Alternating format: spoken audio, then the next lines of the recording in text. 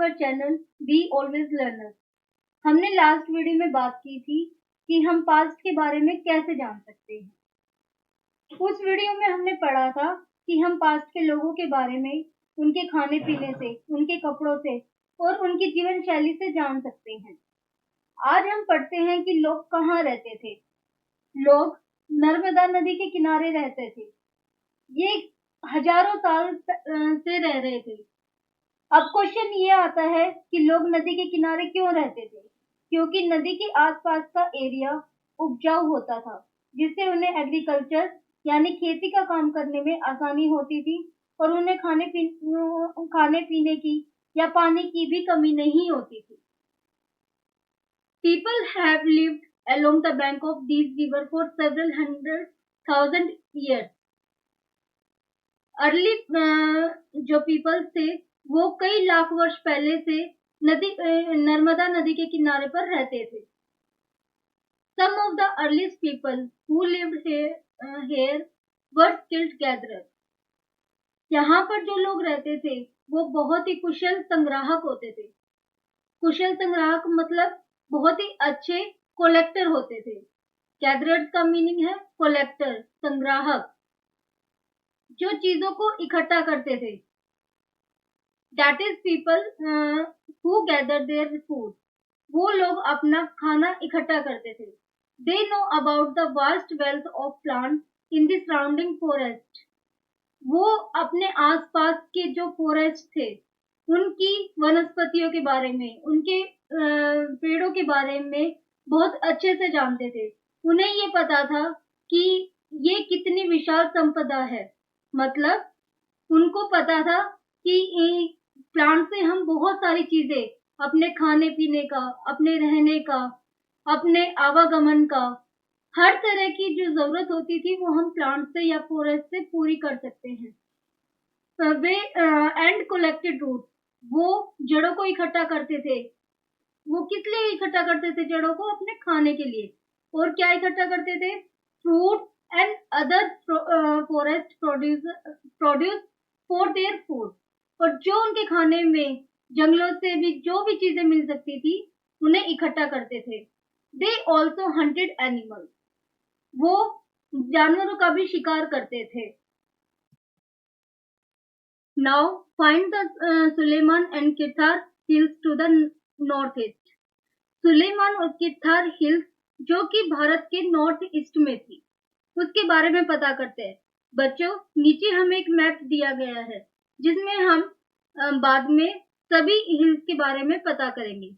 Some of the areas where women and men first began to grow crops such as wheat and barley about 8,000 years ago are located here.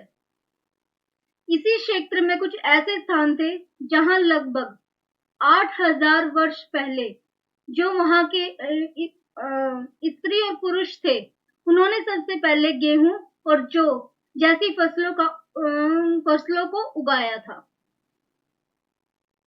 People also begin rearing animals like sheep, goat and cattle. धीरे धीरे फिर लोगों ने animals को पालना भी शुरू किया। उन एनिमल्स में कौन आते थे? sheep, goat and cattle.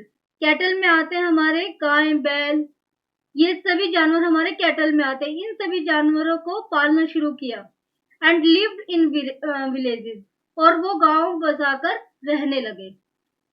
Located the Garo Hills to the northeast and the Vindhyas in central India. नीचे मैप में हम गारो हिल्स भी देखेंगे जो इंडिया के नॉर्थ ईस्ट में पड़ती है, और विंध्यास जो इंडिया के सेंट्रल में पड़ती है। बच्चों, जो हमने नर्मदा नदी, किरथार, सुलेमान, गारो हिल्स, विंध्यास, ये सभी हमने चैप्टर में पढ़ा है, उसको हम मैप में आइडेंटिफाई करते हैं। पहले मैं आपको दिखाती हूँ नर्मदा नदी, जहाँ पर लोग रहते थे, जहाँ से उन्होंने अपनी खेती शुरू की।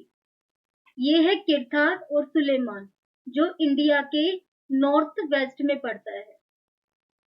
यहाँ पर सबसे पहले गेहूं और जौ की खेती की गई। गारो हिल्स हमारे इंडिया के नॉर्थ ईस्ट में पड़ता है। विंध्यास, विंध्यास हमारा इंडिया के सेंटर में पड़ता है और विंध्यास से ही विंध्यास के नॉर्थ में ही सबसे पहले चावल की खेती को शुरू किया। ठीक है बच्चों, आगे हम पढ़ते हैं river Indus and it's tributaries. River Indus, Indus को हम सिंधु नदी भी कहते हैं, और उसकी सहायक नदियां। अब ट्रिब्यूटरीज क्या होती हैं? Tributaries are smaller river that flow into a larger river. सहायक नदियां उन्हें कहते हैं जो एक बड़ी नदी में मिल जाती है। ठीक है। About 47,000 years ago, some of the earliest city flourished on the bank of these rivers. लगभग 4700 वर्ष पहले इन्हीं नदियों के किनारे बहुत सारे नगर फले फूले मतलब बसे, उनकी ग्रोथ हुई। Later, about 2500 years ago, cities developed on the bank of the Ganga and its tributaries and along the sea coast. Ganga और इसकी सहायक नदियों के किनारे तथा समुद्र तटवर्ती इलाकों में नगरों का विकास लगभग 2500 वर्ष पूर्व हुआ। इतने लंबे समय के बाद इतने लंबे समय से गंगा और उसकी सहायक नदियों पर लोग रह रहे हैं। ठीक है बच्चों, आगे हम पढ़ते हैं locate the Ganga and its tributary called the Son. Ganga और उसकी सहायक नदी सोन का पता लगाओ। अब यहाँ पे हम लोकेट करते हैं गंगा और उसकी tributaries. In ancient time, the area along this river to the south of the Ganga was known as Magad, now playing in the state of Bihar. Ganga के दक्षिण में इन नदियों के आसपास का जो एरिया था उसे प्राचीन काल में मतलब पहले एंशियंट एरा में उसे मगध के नाम से जाना जाता था, जो अब कहाँ पड़ता है? बिहार स्टेट में पड़ता है। It rulers were very powerful, इसके शासक बहुत ही शक्तिशाली थे। And set up a large kingdom, और उन्होंने एक बहुत विशाल राज्य स्थापित किया था। Kingdoms were set up in other parts of the country as well, और वही राज्य उन्होंने देश के अलग अलग हिस्सों में स्थापित किया था। ठीक है बच्चों, आगे हम पढ़ते हैं। तो आगे बच्चों हम पढ़ते हैं people travelled from one part of the subcontinent to another. Subcontinent होता है बेटा उपमहाद्वीप। लोगों ने सदैव उपमहाद्वीप के एक हिस्से से दूसरे हिस्से तक की यात्रा की। The hills and high mountains include the Himalayas, desert, river and sea made journey dangerous at time but never impossible. बच्चों कई बार क्या होता था कि कभी कभी हिमालय जैसे ऊंचे पहाड़ियां, रेगिस्तान, नदियां और समुद्र के कारण यात्रा जोखिम भरी होती थी। लेकिन जोखिम भरी मतलब बहुत डेंजरस होती थी, लेकिन लोग यात्रा करने के लिए बढ़ते जाते थे, वो उनको रोक नहीं पाते थे, उनके लिए कोई चीज इम्पॉसिबल नहीं थी। ठीक है। So man and women moved in search of livelihood, as also to escape from natural disaster like floods or drought, etc. अतः वहाँ के जो औरत और पुरुष थे, मतलब जो लोग थे, कभी काम की तलाश में और कभी प्राकृतिक आपदाओं के कारण एक स्थान से दूसरे स्थान पर जाया करते थे। But sometimes men marched in armies, conquering others' land. कई बार क्या होता था कि जो लोग थे वो सेना दूसरे क्षेत्रों पर विजय हासिल करने के लिए जाती थी। मतलब वो दूसरे जो इंडिया के पार्ट थे, जो दूसरे हिस्से थे, उनको भी अपने राज्य में मिलाना चाहते थे। इसलिए वो दूसरे जो लैंड थे उन पर आक्रमण करते थे, लड़ाइयां करते थे, जिससे वो उनको अपने अंदर मर्ज कर सके। Besides, merchants traveled with caravans or ships. Carrying valuable goods from place to place. और जो व्यापारी होते थे वो कभी काफिले में तो कभी जहाजों में अपने साथ बहुत सारी मूल्यवान चीजें लेकर एक स्थान से दूसरे स्थान पर जाते थे। ठीक है। And religious teachers walked from village to village, town to town, stopping to offer instruction and advice on the way. और रिलीजियस टीचर्स क्या होते हैं? जो हमारे धार्मिक गुरु होते हैं। वो एक गांव से दूसरे गांव, एक कस्बे से दूसरे कस्बे जाते रहते थे और वहां रुकते थे। किस लिए रुकते थे? ताकि वो लोगों को संदेश दे सके, शिक्षा दे सके कि अपने जीवन को धार्मिक रूप में कैसे चलाना चाहिए। Finally some people perhaps travel driven by a spirit of adventure, wanting to discover new and exciting places। लेकिन कुछ लोग क्या होते थे? कुछ लोग बहुत ही इनोवेटिव होते हैं, एंटरटेनिंग होते हैं। तो वो क्या करते थे? नए नए जो आपके प्लेसेस हैं, जो आपके स्थान है, उनको खोजने की चाह में उत्सुकतावश यात्रा करते थे। ठीक है। All this lead to the sharing of ideas between people. इन सभी यात्राओं से लोगों एक दूसरे के संपर्क में आते थे और वो एक दूसरे के विचारों को जानने का अवसर मिलता था। इस तरह से वो अपनी कल्चर को दूसरे लोगों तक पहुंचाते थे और दूसरों की कल्चर से कुछ सीखते थे। बच्चों अब हम आगे पढ़ते हैं। Why do people travel now a day? मतलब आज लोग यात्रा क्यों करते हैं? Hills, mountains and seas from the natural frontiers of the subcontinent।